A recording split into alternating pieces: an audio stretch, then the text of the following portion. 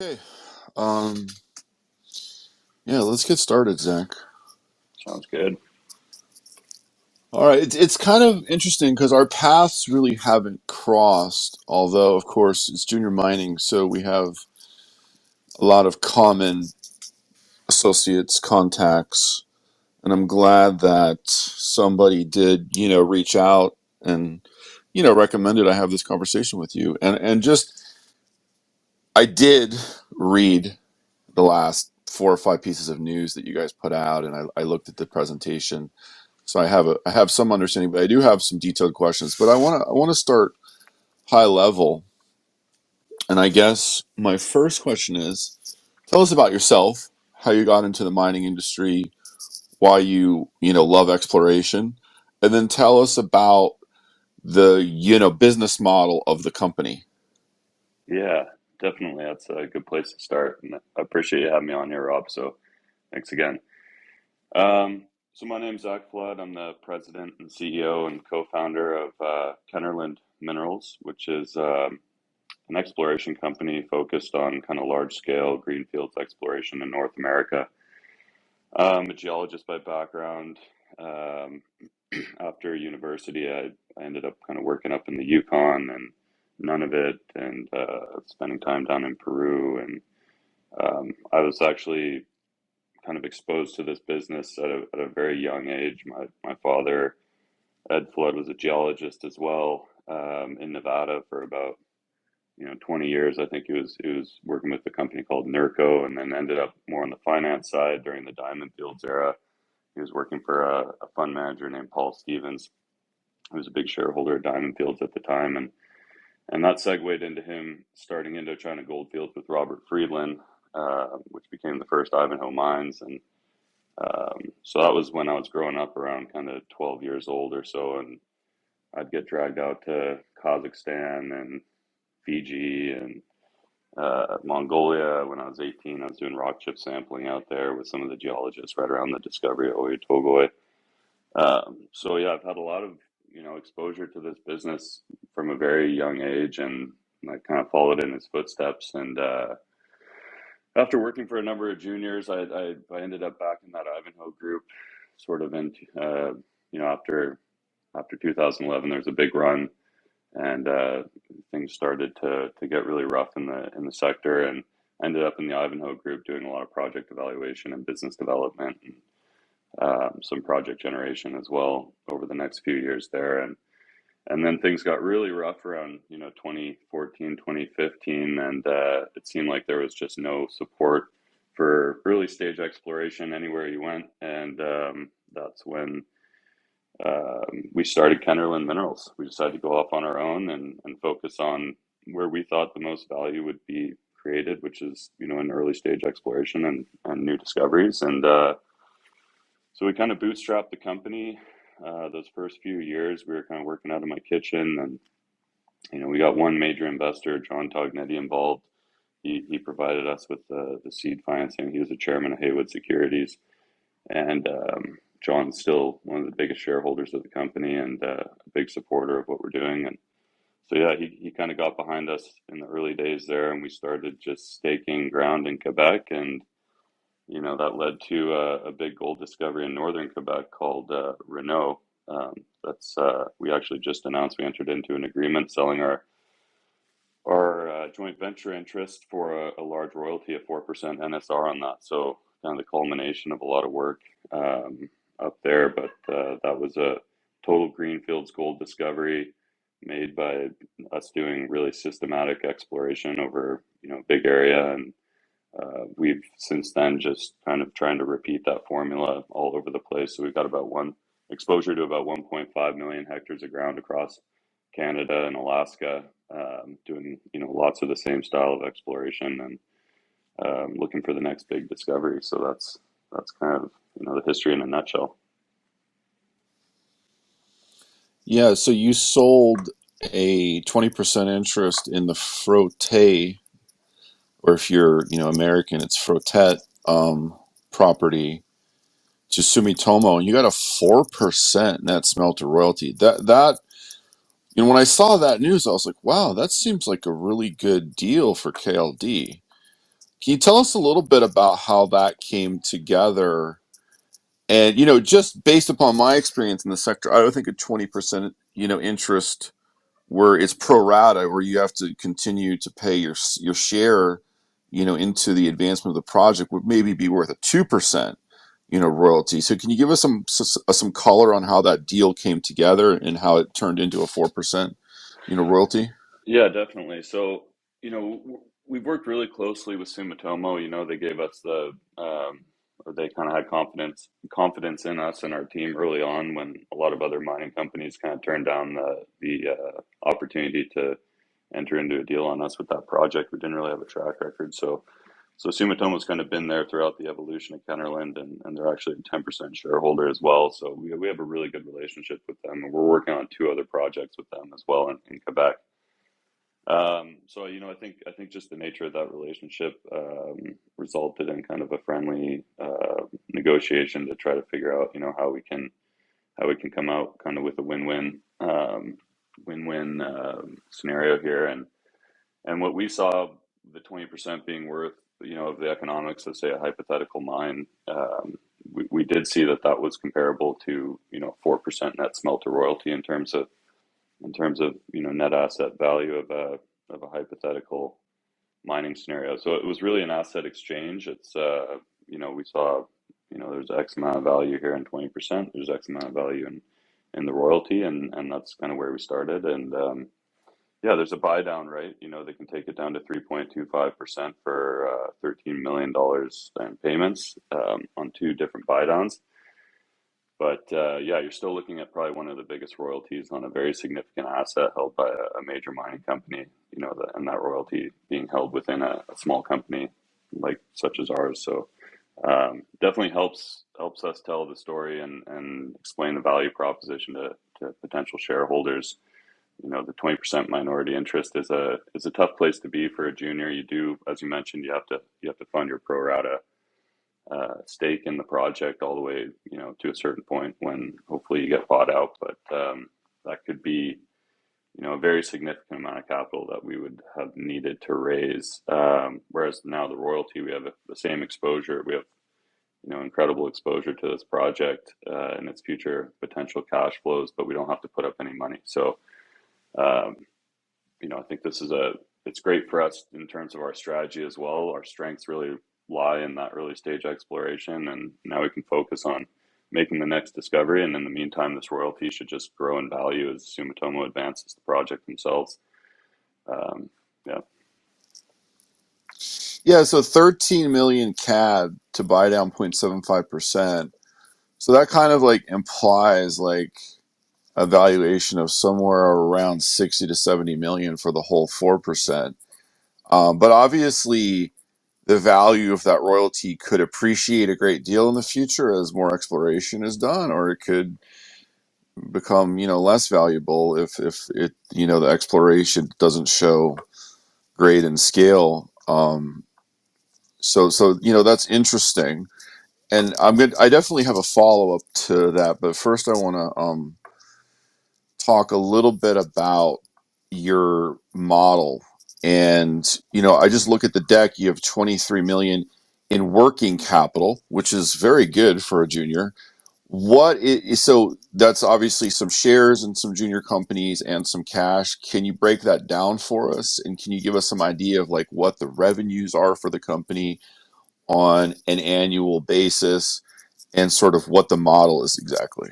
Yeah. So yeah, we do have 23 million in working capital. That's mostly cash and a lot of that's held in GICs right now too. So we actually have another 5 million in equity and other juniors. So we are sitting on quite a large amount there in terms of cash. In terms of revenue, like the way we've tried operating this business is a financially sustainable model where we don't have to go out and raise capital over and over again and dilute our shareholders. So every year we've tried growing the portfolio and managing enough operations, managing enough exploration, which earns us management fees to supplement a lot of the G&A. So we're trying to kind of match that number. And we have a big team of really highly skilled explorationists and geoscientists. There's 14 people full time on the team. We got an operations team, a technical team. Our total G&A is high because of that. We got about 3.8 million burn, but this year we're bringing in about 3.5 million in revenue. So that's management fees, cash payments, and deals. Refundable tax credits back from mostly Quebec too. Last year, I think we brought in over 3 million as well in just revenue. We also sold a large equity position, which definitely helped top up the treasury there quite substantially. But yeah, our business model is project generation in that sense. Like you can't go out and explore, the amount of ground that we're doing on a sole funded basis. We've spent over $100 million in the ground. And by we, let's say us and our partners, we've applied about $100 million worth of exploration into the ground on across all of these projects. So to do that as a small junior would be next to impossible, and you'd have hundreds of millions of shares outstanding. So we've always tried taking a balanced approach where we bring in partners working with bigger mining companies to fund a lot of the early stage exploration. Right now we're working with Sumitomo, Newmont, Centerra, Antofagasta. In the past we worked with Freeport and Barrick and a lot of the big mining companies. But we also do have a lot of ground ourselves that we're exploring, especially now that we have a much higher cash balance. We're looking to deploy a lot of that on 100% owned properties as well. So I think it's just finding a balance. We do want to create that revenue stream because it does help offset, the G&A of a company with a bigger exploration team. And I think the biggest benefit is our shareholders have exposure to so much exploration happening across the portfolio, and really exploration is a numbers game. I think at the end of the day, you have to go out and you have to generate a large number of targets, and you have to test, a lot of them to find to make an economic discovery. You can't just rely on luck and having staked maybe the right property, and you kind of got to spread yourself all over the place and try different things. Yeah, it's a numbers game. The more opportunities you have, the more likely you'll hit something of substance, right? And yeah, that's a very good point, because the bane of the junior mining industry and the mining industry more broadly is dilution, and just how companies just hang themselves and hang their shareholders by getting these bloated share structures, by diluting month after month, year after year, over and over again. And so your business model is, refreshing and a bit different. You're not the only company that has this model, but it is not a common model in the sector. A lot of investors would rather companies have 100% and go big or go home and gamble. But I think your approach is much more prudent. Before we get back into Frotet and some of the more salient points, I want to ask you, like, how can we improve the junior mining sector? Like, from your perspective, how can we make this sector better and more attractive to new investors? That's a really good question. It's a tough one. I think the sector is going to always have, it's the nature of the beast. You're going to have people, trying to just live that lifestyle and raise capital to sustain themselves rather than make money for shareholders. So ultimately at the end of the day, everyone wants to make money for shareholders, but some people are just kind of a little bit less serious about it when it comes to actual exploration. You see a lot of companies out there picking up a project that's been around forever. It's got a lot of drill holes in it, and this is kind of an issue too. Is I think the investors themselves have a kind of a shorter term mindset too. They want instant gratification. They want to see news flow, drill holes right away. So that kind of puts pressure on these companies to go get a project that they can immediately drill and put out some news on, as opposed to picking up a big greenfields property that's going to take 2 or 3 years to before you get to a drill target. So I think on, from the early stage exploration standpoint, that is an issue. You get a lot of old projects being recycled that don't have potential, and so money's just being wasted going back into those projects, and that's a lot of money that's being wasted because a lot of projects just don't have what it takes. But there's very few companies that go out and do real greenfields exploration, and it's kind of counterintuitive, but my perspective is that we have a better chance of finding something new if we're doing greenfield exploration and we're exploring areas that haven't seen a lot of exploration. They have low exploration maturity. It's kind of the way we look at it. But I think that there's a better chance of creating value for shareholders in that space than, say, picking up a property and trying to reinterpret it and, drilling more holes there after there's already been a lot of drilling and trying to kind of upgrade it or improve it. So that's the biggest issue I see. You made a really fantastic point there, and it's one that I haven't heard anybody else make before, and that is that the problem is not only on the corporate side, from the company standpoint. It's on the investor side and the psychology of the average investor, which is I want gains now sooner than later, and I don't want to be patient and wait. Yet, as we know in life, usually when you put off the rewards for a longer period of time, the results are usually better over the long run. And if you just go for the instant gratification, um, it's usually not as good. And you end up making short-term choices. You get short-term outcomes, and you're sort of spinning in a circle. So that's a very good point, that we need more long-term capital and investors with a long-term view. And you've been able to find some of those investors, and they're some of your shareholders, and they're probably a lot of your shareholders. So what worked for you in terms of finding those shareholders that were like, yeah, I get it, and I'm willing to wait? Hmm. Yeah, that's actually just as important as any other component of building these companies is who's on your registry, who's your shareholder, and who's providing the capital and what's their time frame. For early stage exploration, I just mentioned, 3 years to screen ground and get to a drill target and test that. That one might not work out either. So you have multiple of these kind of stacked in an exploration pipeline. I mean, you're talking your view should be kind of 5 to 10 years. If you're really serious about investing in early stage exploration, and yeah, a lot of our shareholders have that type of timeline, and even longer in some cases. We do have people like Paul Stevens, who's one of the big shareholders as well, and Tognetti and others who have backed, like, call it the project generation model, which is a lower risk model to begin with too, but it is longer term as well.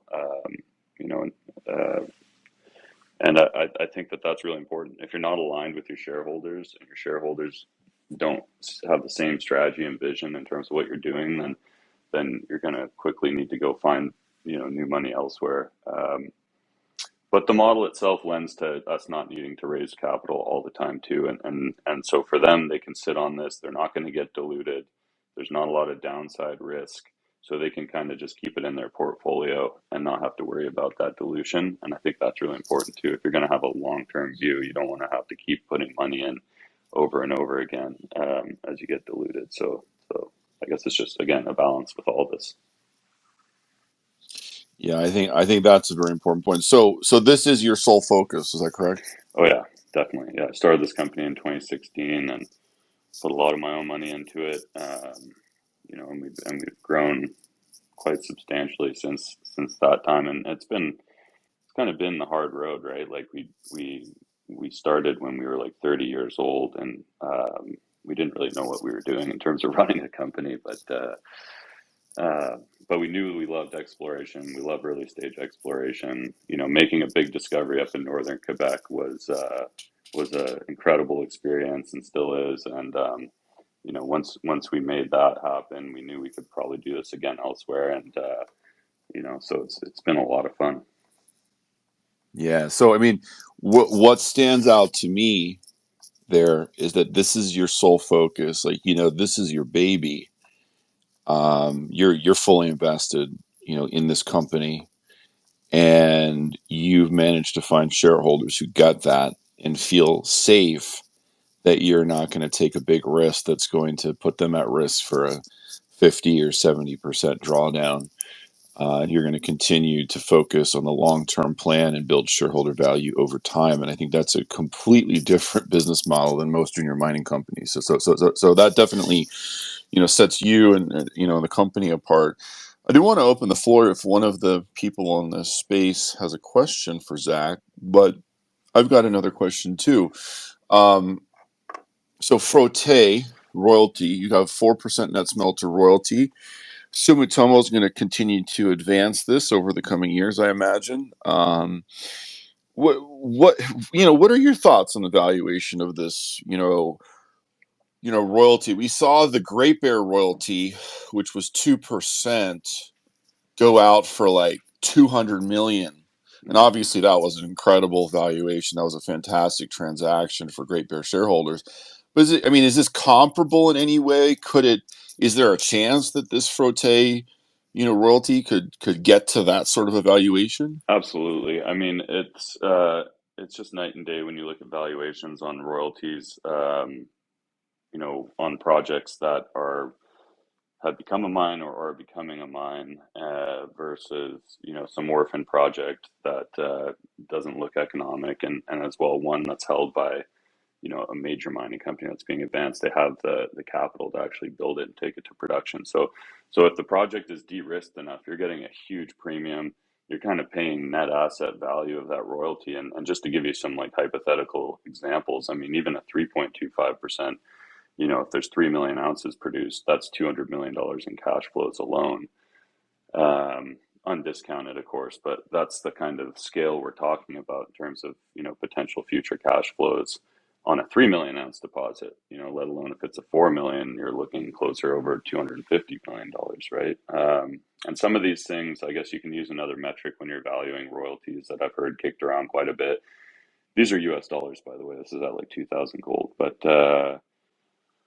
some people like to kind of ballpark US 10 million per million ounce per 1% royalty. So that'll give you kind of like a rough ballpark estimate of what something could be worth. And that's probably like a So 4 discount. million ounces of gold at $2,000 gold is worth $160 million for a 4%. Is that right? Yeah, around there. Yeah. Yeah. Yeah. So it's So that's sort of the pie in the sky here. I mean, if somebody offered you 160 million for that, you'd be hard pressed not to take that offer, well, right? at this stage, yeah, for sure. I mean, but we're a long ways away from a 4 million ounce deposit, and knowing that this is going to go into production. And I think that's the that's now the question, and that's what people should look at when if they're thinking about making an investment. Is really you just have to ask yourself, how big is this? Is Sumitomo going to build it? And if it's big and they're going to build it, then there's a tremendous amount of upside in our current share price. I mean, we're at about a $20 million EV right now. So, you could feasibly see a 10x just on this asset alone, not even talking about the rest of the exploration happening in the portfolio. So, again, it really depends on whether or not this becomes a mine. To me, there's a lot of indications there that this has what it takes. We see the scale. It's got good metallurgy. The deposit itself, the geometry is relatively simple. The grades are incredibly high. And this would be an underground mining scenario if it did go through, which is technically easier to permit, right? So, um, and it's being advanced by a very large mining company that has the capability to operate one of these. So um, yeah, so we're Yeah. Again, if somebody has a question for Zach, please ask to speak, and I'll call on you. Um, so I guess the follow up to that is, yeah, you got 24 million in working capital, but this royalty is very valuable. Is this something where you would be taking a look at offers now, or are you waiting for a major milestone event like a resource or a PEA, and then you'd be, you think you'd get a better value for it, and then you'd be looking to make a transaction on it? Yeah, we're definitely not looking to do anything right away. There's, like I said, I mean, there's going to be a lot of milestones in the next 1, 2, 3, 4 years out, that are going to dramatically kind of change the potential value of the asset. So time's on our side in that sense. We don't need to put up any other capital for this either. This is just sitting in our portfolio, hopefully growing in value. And now we can kind of focus elsewhere on the rest of our portfolio. I'm confident that we'll go out and make other discoveries elsewhere. So yeah, it's got a really great kind of risk reward profile, I think, in the company right now. It's pretty asymmetric. Great. So final question, Zach, and then I'll let you go. So what is the company's primary focus now? Like, what project in the portfolio are you focused on and most excited about right now? Yeah, definitely a great question. Keep an eye on our portfolio in Ontario. We've got the South Uchi Project in the Red Lake District, 80,000 hectares. I think a big gold target starting to form there. In the Lower Confederation Lake, which hosts Dixie, and we're in an area that just hasn't seen really any exploration, and we've done multiple years of big systematic geochem surveys and starting to hone in on something. And then on top of that, we have recently acquired and staked a huge amount of ground in the Wabigoon subprovince.